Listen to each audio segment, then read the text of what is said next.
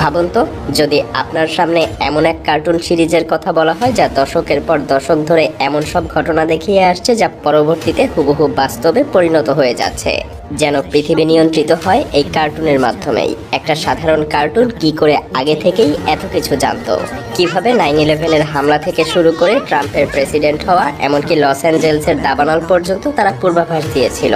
এগুলো কি নিছকই কাকতালীয়, নাকি এর পেছনে লুকিয়ে আছে আরো গভীর কোনো গোপন সত্য? যদি সিম্পসনের ভবিষ্যৎবাণীগুলো সত্যি হতে থাকে, তাহলে 2025-এ আমাদের জন্য কি কি অপেক্ষা করছে, কি হতে চলেছে আগামীর বিশ্বে, আজ আমরা সেই রহস্যের জগতের পুরোটাই এক্সপ্লোর করব। যেমনিভাবে গত কয়েক বছর ধরে আপনি সহ আরো লক্ষ কোটি জ্ঞান পিপাসু মানুষকে সাথে নিয়ে বাংলা ভাষায় প্রতিনিয়ত পৃথিবীর চমকপ্রদ সব তথ্যাবলী এক্সপ্লোর করতে করতে মায়াজাল আজ পরিণত হয়েছে 10 মিলিয়ন তথা 1 কোটিরও বেশি সাবস্ক্রাইবারের এক বিশাল পরিবারে। সেই সাথে অর্জন করেছে আপনাদের অকৃত্রিম ভালোবাসা। এই ভালোবাসা থেকেই আপনারা অনেকেই মায়াজালের মতো করে ভিডিও তৈরি করে প্রফেশনাল ভিডিও মার্কেটিংয়ের মাধ্যমে নিজের স্মার্ট ক্যারিয়ার গঠন করার ইচ্ছা প্রকাশ করছেন দীর্ঘদিন ধরে। আপনাদের অনুরোধ, দেশ ও পৃথিবীর বর্তমান অবস্থা, প্রিভিয়াস স্টুডেন্টদের দারুণ সফলতা সহ নানাবিধ বিষয় বিবেচনা করে আমি সিদ্ধান্ত নিয়েছি আপনাদের মধ্যে থেকে প্রচণ্ড আগ্রহী, পরিশ্রমী এবং ফোকাসড কয়েকজন মানুষকে হাতে কলমে শেখাবো professional video marketing secrets, youtubing এবং প্রিমিয়াম ভিডিও এডিটিংয়ের মাধ্যমে ফ্রিল্যান্সিং ক্যারিয়ার ডেভেলপমেন্ট। ভিন্ন ভিন্ন নিশে মায়াজালের মতো ইনফোগ্রাফিক কন্টেন্ট এবং প্রফেশনাল ক্যামেরা কন্টেন্টের idea generation, proper planning, scripting, premium voice capturing, shooting, professional editing, different প্ল্যাটফর্মে পাবলিশিং, এসইও এবং র্যাঙ্কিং ফ্যাক্টরস, কম্পিটিটর অ্যানালাইসিস এবং gap utilization, global content creation সহ প্রফেশনাল ভিডিও মার্কেটিংয়ের আদ্যপান্ত শিখব 52টা মাস্টার ক্লাসে 100 ঘন্টারও বেশি সময় ধরে। গত 2 বছরে নতুন করে যেসব পরিবর্তন এসেছে সেগুলোও শিখতে হবে খুবই ফোকাসড ওয়েতে। সেই সাথে আপনাদের একজনের সাথে আমি আমার নিজের সব সিক্রেটগুলো শেয়ার করব। আমার হাত ধরেই আপনারা কয়েকজন ভিডিও মার্কেটিং শিখবেন এবং আমার শেখানো নলেজ ইউটিলাইজ করেই সফলতার চূড়ায় পৌঁছাবেন ইনশাআল্লাহ। তবে এই সব কিছুই কয়েকজন যোগ্য ব্যক্তির জন্য। এ ব্যাপারে বিস্তারিত জানতে ডেসক্রিপশন বক্স এবং প্রথম কমেন্টে থাকা লিংক ভিজিট করতে পারেন। তো চলুন ফিরে যাই সিম্পসনের রহস্যময় জগতে, যেখানে বাস্তব আর কল্পনার মধ্যে সীমারেখা প্রায় মুছে গেছে। লস অ্যাঞ্জেলসের ভয়াবহ দাবানল, হাজার হাজার একর জমি ভস্মীভূত হয়ে গেছে, অসংখ্য বাড়িঘর ধ্বংস হয়ে গেছে, আকাশ ঢেকে গেছে ধোঁয়ায়। কিন্তু আশ্চর্যের বিষয় হলো এই দৃশ্য আজকের না, বরং 9 বছর আগেই সিম্পসনে দেখানো হয়েছে। 25 সেপ্টেম্বর 2016 একটা পর্বে দেখা যায় একটা আমেরিকান শহর কোনো অজানা কারণে দাউ দাউ করে জ্বলছে। আগুনের শিখা আকাশ ছুঁয়েছে, বাতাসে শুধু ধোঁয়া আর ছাই উঠছে। এবং আজ যখন লস অ্যাঞ্জেলসের দাবানলের পর আকাশ থেকে তোলা ছবি পর্যবেক্ষণ করা হয়, তখন সবাই হতভম্ব। সেই বাস্তব দৃশ্য হুবহু মিলে গেছে সিম্পসনে দেখানো সেই আগুনের দৃশ্যের সঙ্গে। এটা কি নিছকই কাকতালীয়, নাকি সত্যিই সিম্পসন জানতো যে একদিন এই ভয়ঙ্কর ঘটনা ঘটবে? আর যদি জানতোই, তাহলে তারা কিভাবে জানলো? রহস্য এখানেই শেষ না। 2017 সালে এক রহস্যময় ছবি ভাইরাল হয়েছিল। সেই ছবিতে দেখা যায় তৎকালীন মার্কিন প্রেসিডেন্ট ডোনাল্ড ট্রাম্প, সৌদি আরবের রাজা সালমান বিন আব্দুল আজিজ এবং মিশরের president Abdel Fattah al CC 3 জন মিলে একটা উজ্জ্বল গোলকের উপরে হাত রেখেছেন।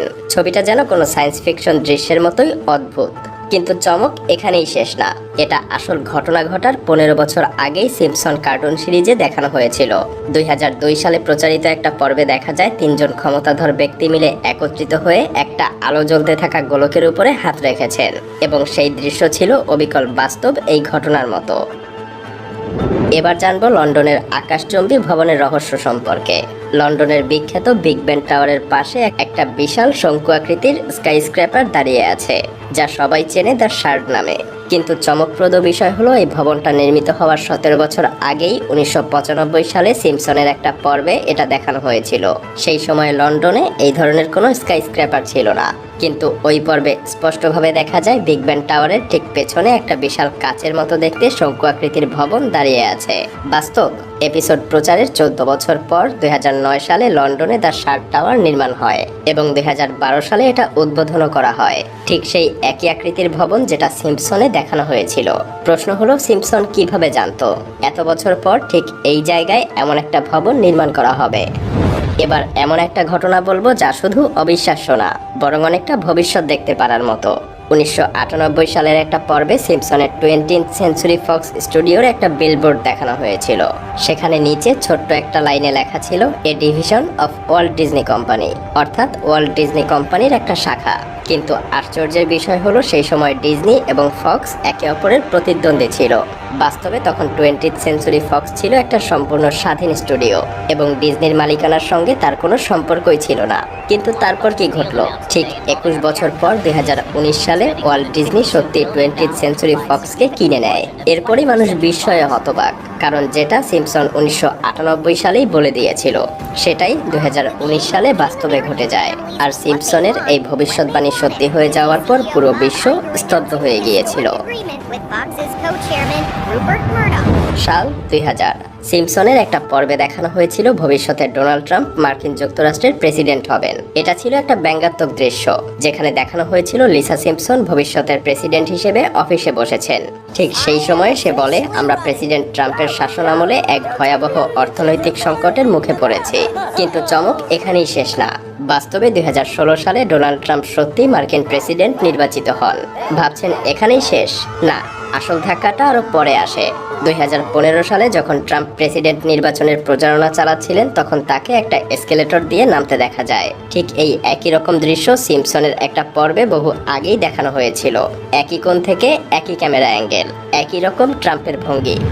এবার আমরা সিম্পসনের এমন একটা ভবিষ্যৎবাণী সম্পর্কে জানবো যা পুরো মানবজাতির জন্য বিপ্লব আনতে পারে। 1996 সালের একটা পর্বে সিম্পসন দেখিয়েছিল ফিউশন এনার্জি নামক এক শক্তির কথা, যা পরিবেশ দূষণ ছাড়াই বিশাল পরিমাণ শক্তি উৎপাদন করতে পারবে। সেই সময় এটা নিছকই বিজ্ঞানের কল্পকাহিনীর মতোই ছিল, কিন্তু বাস্তবতা 2022 সালে বিজ্ঞানীরা সফলভাবে ফিউশন রিঅ্যাকশন ঘটাতে সক্ষম হয়েছেন। এটা এমন এক শক্তির উৎস যা পারমাণবিক বিদ্যুৎ উৎপাদনের চাইতেও কয়েক গুণ বেশি শক্তি দিতে পারবে, কিন্তু কোনো বিষাক্ত বর্জ্য তৈরি করবে না। বিজ্ঞানীরা বলেছেন 2025 সালের মধ্যেই এর প্রথম বাণিজ্যিক প্রোটোটাইপ চালু হতে পারে। এখন প্রশ্ন হলো, সিম্পসন কিভাবে 29 বছর আগে একটা বৈজ্ঞানিক আবিষ্কারের আভাস দিয়েছিল? তাহলে কি আমরা 2025 সালে এক নতুন যুগের দোরগোড়ায় আছি? সেটা সময় বলে দিবে। আর এই ভবিষ্যৎবাণী কেবল চমকপ্রদই না, বরং ভীতিকর। 2010 সালে সিম্পসনের একটা পর্বে দেখা যায় এক বিজ্ঞানী এমন একটা যন্ত্র তৈরি করেছে যা মানুষের মস্তিষ্ক নিয়ন্ত্রণ করতে পারে। এই যন্ত্র মানুষের চিন্তা ভাবনা বদলে দিতে পারে, তাদের চিন্তা শক্তি দমন করতে পারে, এমনকি তাদের উপর সম্পূর্ণ নিয়ন্ত্রণও করতে পারে। হ্যাঁ, তখন পর্যন্ত এটা নিছকই কল্পবিজ্ঞান মনে হয়েছিল, কিন্তু আজ বাস্তবে এলন মাস্কের কোম্পানি নিউরালিঙ্ক ঠিক এমনই একটা প্রযুক্তি নিয়ে কাজ করছে। নিউরালিঙ্ক এমন এক চিপ তৈরি করেছে যা মানুষের মস্তিষ্কের সঙ্গে কম্পিউটারকে সংযুক্ত করতে পারবে। প্রথম দিকে এর উদ্দেশ্য হবে প্যারালাইসিস রোগীদের সাহায্য করা, তবে ভবিষ্যতে এটা মানুষের চিন্তা ভাবনাও নিয়ন্ত্রণ করতে সক্ষম হবে। আরো ভয়ঙ্কর ব্যাপার হলো 2025 সালের মধ্যেই এই প্রযুক্তির প্রথম সফল মানব পরীক্ষাও হতে পারে। এটাও এক অসম্ভব ভবিষ্যৎবাণী। 2020 সালে সিম্পসনের একটা পর্বে দেখানো হয়েছিল ক্রিপ্টোকারেন্সি ভবিষ্যতে প্রচলিত মুদ্রার জায়গা নেবে। সরকার এবং বড় বড় সংস্থাগুলো ডিজিটাল কারেন্সি ব্যবহারে বাধ্য হবে। সাধারণ মানুষ নগদ অর্থের পরিবর্তে ক্রিপ্টো ব্যবহার করবে।